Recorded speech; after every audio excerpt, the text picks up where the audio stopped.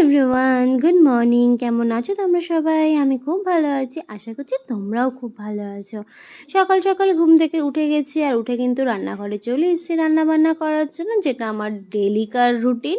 তো আজকে একটু তাড়াতাড়ি উঠেছিলাম, মানে জয় বাড়িতে ছিল, জয় বাড়িতে থাকলে 7টা নাগাদ উঠি। তবে বেশি দেরি করিনি আজকে, কারণ আজকে আসবে একজন গেস্ট, আর গেস্টটা হচ্ছে আমার ভাই। তার জন্য কিন্তু রান্নাবান্না শুরু করে দিয়েছি।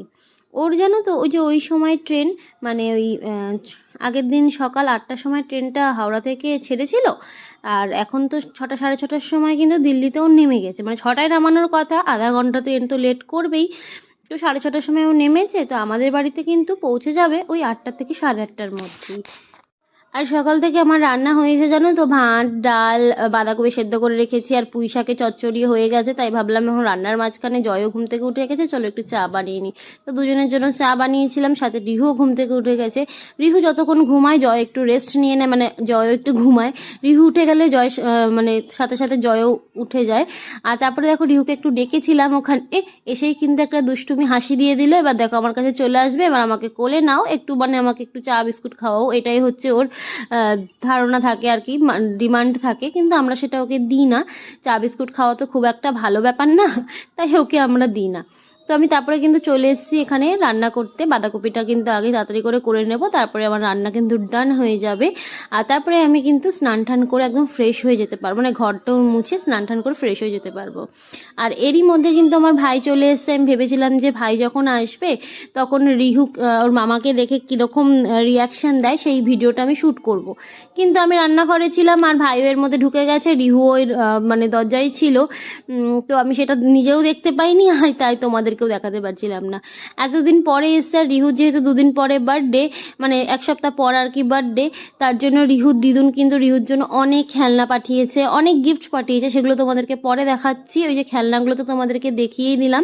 তারপরে কিন্তু দেখো আমার সমস্ত কাজবাজ সেরে আমি চলে এসেছি, মানে স্নান টান করে এখন জামা কাপড়গুলো মেলে দিচ্ছি। আর ওয়েদারটা দেখে যে এরকম অন্ধকার হয়ে আছে, কারণ একটু আগে কিন্তু খুব বৃষ্টি হয়েছিল। মানে জামা কাপড় কাচা হয়ে গেছে অনেক সকালেই, কিন্তু সেগুলো মেলার টাইম পাচ্ছিলাম না। যখন মেলতে আসবো তখন কিন্তু বৃষ্টি শুরু হয়ে গেছিলো, আর বিশাল জোরেই বৃষ্টি হয়েছে। তাই ভাবলাম যে এখন বৃষ্টিটা একটু কমেছে, এখন অন্তত পক্ষে হাওয়া দিচ্ছে, তো হাওয়ায় হাওয়ায় যতটুকু শুকানোর মানে জামা কাপড়গুলো ততটুকু শুকিয়ে যাক, তাহলে আমার একটু ভালো হয়, নাহলে এই ঘরের মধ্যে আমাকে আবার মেলতে হবে। তারপর বিকেলের দিকে তো বৃষ্টি ছিল না, একটুখানি রোদ্দুর উঠেছিল। আমরা তিনজনে একটু বেরোচ্ছি বাজারে, কারণ আজকে ছিল শুক্রবার, এমনিতেই হাটটা বসবে সবজিও কিছু কিনতে হবে। আর কালকে তো একটু বিরিয়ানি বানাবো, তার জন্য একটু চিকেনও আনতে গেছিলাম।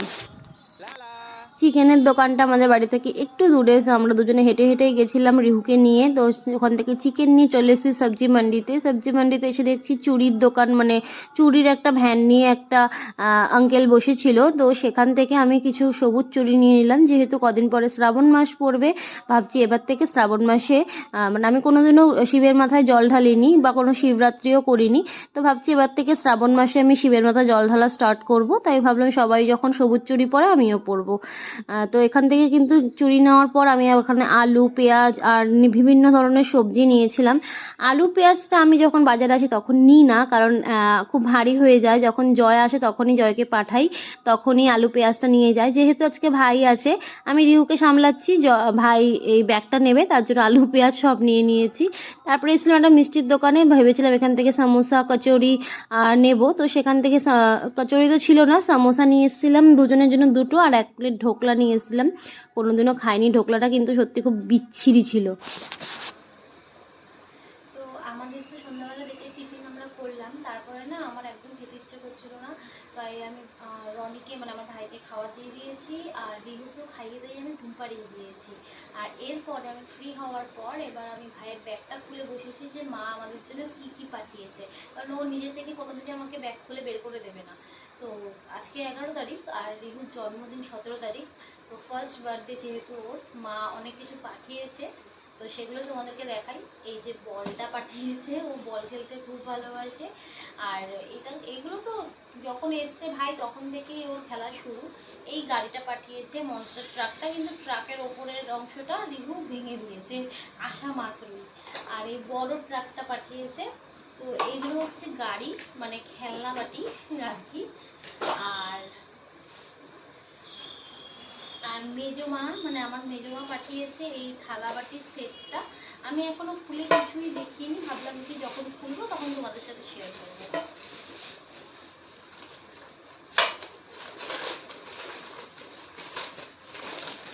এই যে রিউর জন্য জন্মদিনে সুন্দর দেখো নতুন থালা বাটির সেট দিয়েছে আমার মেজো মা। তো দুপুরবেলা রিউকে এটার মধ্যে খেতে দেবো। আমি যদিও স্টিলের একটা থালা আমার কাছে নতুন ছিল, বড় মা দিয়েছিল ওটা এনেছিলাম। আর পেতলেরগুলো না অন্নপ্রাশনে যেগুলো পেয়েছি সেগুলো আমি আনতে ভুলে গেছি। তো যাই হোক, এখন এটা দিয়ে নতুন আছে যেহেতু এটাই দেবো। আর আমাদের এখানে গোবিন্দভোগ চাল আমি পাওয়া যায় না, মানে আমি নিজে কোথাও পাইনি। তো মা আমাকে আমি সবসময় যে আসে বা আমি যখন যাই তখন গোবিন্দভোগ চাল পাঠিয়ে দেয়।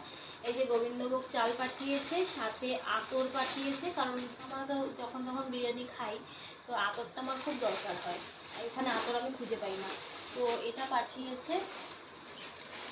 আর পাঠিয়েছে আর এই যে রিহুর এই জামা কাপড়গুলো না মানে শীতের, এইগুলো না আমি রেখে এসেছিলাম, তো সেইগুলোই মা পাঠিয়েছে। এইগুলো হচ্ছে আগের মানে আগে অন্য কেউ দিয়েছিল শীতের জামা কাপড়, আমার ব্যাগে আটছিল না বলে আমি আনিনি। আর এই 4টে প্যান্ট আমার দিদি পাঠিয়েছে, দেখো কি সুন্দর ছোট ছোট। নিচটা একটু দেখা, এই 4টে প্যান্ট আমার শুক্লাদি দিয়েছে রিহুকে। তো ও যেহেতু জামাইবাবুর কারখানা আছে, এগুলো খুব কাজে লাগে, কারণ রিহুকে তো আমি ডাইপার ফ্রি টাইম দিই বেশিরভাগটা, অত ডাইপার আমি পরাই না রিহুকে। আর চলো এবার দেখছি। ও এ দেখো আমার জন্য মা কলা পাঠিয়েছে ঠিক মনে করে। এই যে সুন্দর, আমার মা এই কলাটা পরছিল, আমার খুব ভালো লেগেছিল, তাই জন্য আমি মাকে বলেছিলাম আমার জন্য পাঠাতে। এই যে, তো চলো এখন তো খুলে রেখে দিই, রিহুর জন্মদিনের দিন পরবো। আর এই জামাটা জন্মদিনে রিহুকে পাঠিয়েছে রিহুর ঝুমুর মিমি, মানে আমার ঝুমুর দিয়ে রিহুকে পাঠিয়েছে জিন্সের প্যান্ট সাথে।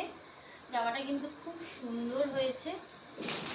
আর এইগুলো পাঠিয়েছে আমার মা, খেলনা তো দিয়েইছে, তার সাথে এই জামা। বা কটা জামা দিয়েছে মা, দেখো এই একটা জামা, সাথে এটা প্যান্ট, জামার থেকে প্যান্টটা বেশি বড়। আবার এই একটা জামা, আর এই যে মানে ওই প্যান্ট আর এই যে জামা, মানে একটা হাফ হাতা জামা একটা হাতাওয়ালা জামা। তো দুটোর কালারটাই খুব সুন্দর। আর এই একটা জামা, এবার 3টে রিহুর নতুন জামা, ওর দিদা দুটো পাঠিয়েছে আর ওর মিমি একটা পাঠিয়েছে। আর এই নাইটিটা না আমাকে দিদি দিয়েছে, আমাকে বলে দিয়েছিল আর কি, ঝুমুর দিয়েছে। দেখো নাইটিটা খুব সুন্দর, কাটিংটা দেখেছো একদম স্কোয়ার শেপের মধ্যে আছে। আর এই যে এইরকম, আমার না নাইটিটা খুব পছন্দ হয়েছিল। প্রথমে ভেবেছিলাম অফ হোয়াইট কালার, কিন্তু দেখো এটা কিন্তু হোয়াইট কালার, আমার খুব ভালো লেগেছে দেখে। এটা পরলে সত্যি, আর কাপড়টা খুব সুন্দর। থ্যাংক ইউ ঝুমুদ্দি। তো চলো এইটুকু পাঠিয়েছে, আর বাদ বাকি এগুলোর মধ্যে ওর জামা কাপড় আছে, মানে ভাইয়ের জামা কাপড় আছে।